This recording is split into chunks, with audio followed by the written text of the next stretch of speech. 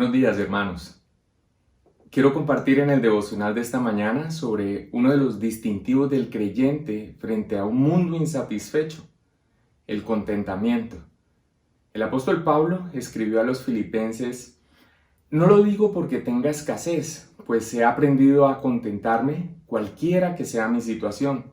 Sé vivir humildemente y sé tener en abundancia. En todo y por todo estoy enseñado, así para estar saciado como para tener hambre, así para tener abundancia como para padecer necesidad. Todo lo puedo en Cristo que me fortalece". Filipenses 4, 11 al 13. Alguien registró la historia de una niña cuyo padre vivía quejándose: "Yo sé lo que le gusta a todos en nuestra familia. A mamá la pizza, a mí el helado, a mi hermano el fútbol". "Bueno, ¿y qué dices acerca de mí?", preguntó el papá. "¿Qué le gusta a papi?". "Papi, a ti te gusta todo lo que no tenemos". Agustín de Hipona escribió: "El que desea lo que no puede conseguir, vive en un tormento. El que consigue lo que no es deseable, se engaña. Y el que no desea lo que debe desearse, está condenado". El ser humano define la felicidad en términos de obtener lo que desea. Y esto no solo en lo que se refiere a las cosas materiales. Hay personas que piensan que si logran ser amados serán felices. Otros piensan que si son reconocidos en algún aspecto, que si los demás pudieran darse cuenta lo valiosos que son, entonces serán felices. Otras personas tienen la convicción de que su felicidad está en aquello a lo que han dedicado su vida, sus trabajos, su carrera, sus capacidades. Mientras eso esté presente, entonces serán felices. Y por supuesto, en esta sociedad materialista son muchos más los que viven sus vidas pensando que la felicidad está en obtener bienes materiales. Así define la felicidad, a grosso modo, el hombre natural, en términos de obtener lo que desea. Pero hermanos, lo preocupante es que este camino de vida, esta manera de entender la vida, es algo que parece ser la norma en la multitud de personas que abarrotan las iglesias en el día de hoy. Su entendimiento nunca fue renovado. O lo que es peor, la iglesia introdujo ese pensamiento en su mensaje. ¿Cuál es el resultado? Una masa de creyentes nominales que también definen la felicidad en términos de obtener lo que desean, como el hombre natural. Su fe, su relación con Dios, su vida cristiana está centrada y limitada a que Dios me conceda lo que deseo. Los límites que deberían marcar una diferencia entre el hombre natural y el que ha nacido de nuevo parecen haberse borrado.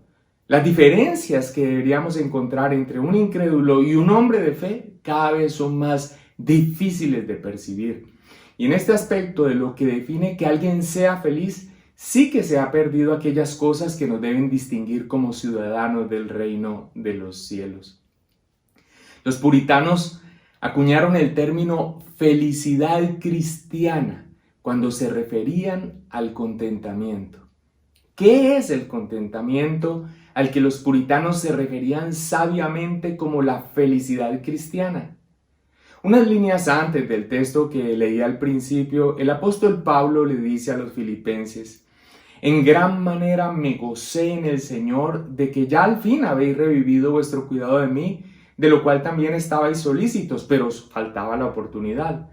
No lo digo porque tenga escasez, pues he aprendido a contentarme cualquiera que sea mi situación". En Filipenses 4, 10, 11 escribe esto. El apóstol Pablo agradece a los filipenses por el apoyo económico que le enviaron para cubrir sus necesidades y les manifiesta el gozo que sintió por ese apoyo que le daban. Pero les deja claro algo: ese gozo no tiene que ver con no tengo y estoy triste y ahora tengo y estoy gozoso. Porque él ha aprendido a contentarse cualquiera que sea su situación. Ese contentarse no es usado en la palabra de Dios como se usa hoy en día. Para el mundo, contentamiento es algo así como el premio de consolación cuando no se pudo obtener lo que se desea. Pero no es esto lo que denota el contentamiento al que se refiere la palabra de Dios.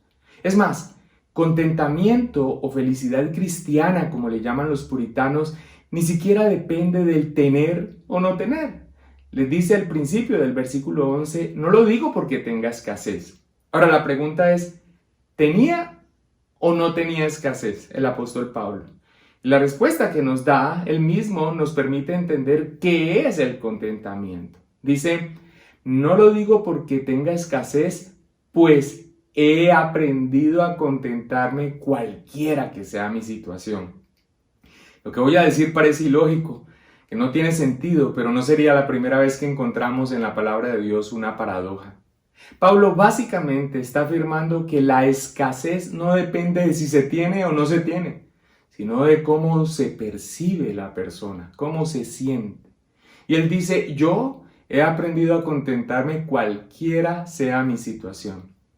Hay personas que no tienen escasez en términos de tener y nosotros podríamos dar fe de ello, pero se sienten miserables, están insatisfechos, siempre están buscando tener aquello que les hace falta para ser felices, siempre están insatisfechos. Por otro lado, uno ve a personas que no tienen tanto y por el contrario están gozosos, plenos, agradecidos y disfrutando lo que Dios en su sabiduría les ha dado. Así que lo que vemos aquí es un problema del alma, más de lo que realmente se tiene o no se tiene. Y la Biblia tiene un nombre para ese problema, le llama avaricia o codicia, y es un pecado. Hebreos 13:5 dice, sean vuestras costumbres sin avaricia, contentos con lo que tenéis ahora, porque Él dijo, no te desampararé ni te dejaré. El Espíritu Santo a través del escritor de Hebreo nos deja aquí dos puntos muy importantes. Contrapone el contentamiento con la avaricia. Nos da el origen de la avaricia y a la vez la fuente del contentamiento. Porque Él dijo, no te desampararé ni te dejaré. Podemos tener contentamiento en la base de la confianza en Dios. Él dijo, no te desampararé ni te dejaré. Confío plenamente en Dios y por eso puedo tener contentamiento. El pecado de la avaricia, del codicioso, es que en lo profundo de su ser no confía en Dios. Y esto se evidencia en su insatisfacción. Siempre desea más y más porque en su corazón está convencido que allí está su seguridad. Así que lo que vemos aquí es un problema del alma más de lo que realmente se tiene o no se tiene de cifras o de cantidades. Si no fuera así, el apóstol Pablo no podría decir lo que dice a continuación en el versículo 12. Sé vivir humildemente y sé tener abundancia. En todo y por todo estoy enseñado, así para estar saciado como para tener hambre, así para tener abundancia como para padecer necesidad. Pablo nos dice que él ha aprendido, está enseñado a vivir sin importar si se tiene o no se tiene. Estoy entrenado, dice la Biblia latinoamericana. Estoy avesado, dicen algunas Biblias. Es más, algunas Biblias antiguas en inglés traducen tengo el secreto. ¿Cuál no sería mi sorpresa cuando encontré en una traducción conozco el secreto de estar feliz? Jeremiah Burroughs, un puritano, escribió en 1648, el contentamiento es un secreto porque es algo que muchas personas nunca llegan a aprender. También es un secreto por la gran dificultad que tienen los no creyentes para entender lo que hace que los creyentes estén felices. Ahora, mis hermanos, ¿están viendo los no creyentes hoy en día en nosotros esa felicidad cristiana que es incomprensible para sus mentes, siempre insatisfechas? Alguien describió a la sociedad moderna como inextinguiblemente descontenta. Pero que esa definición valga para aplicarse a los creyentes de hoy no tiene sentido. Pero eso es lo que estamos viendo en el espectro cristiano.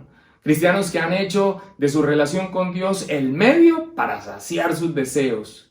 Y por el otro lado, cristianos pensando que el problema radica en cuanto se debe tener o no. Contentamiento es estar satisfechos y agradecidos con lo que Dios nos da y todo esto sobre la base de nuestra confianza en Él y de su seguridad. Porque Él trae para nosotros en su sabiduría la seguridad de confiar en Él. De allí que el apóstol Pablo diga a continuación, todo lo puedo en Cristo que me fortalece.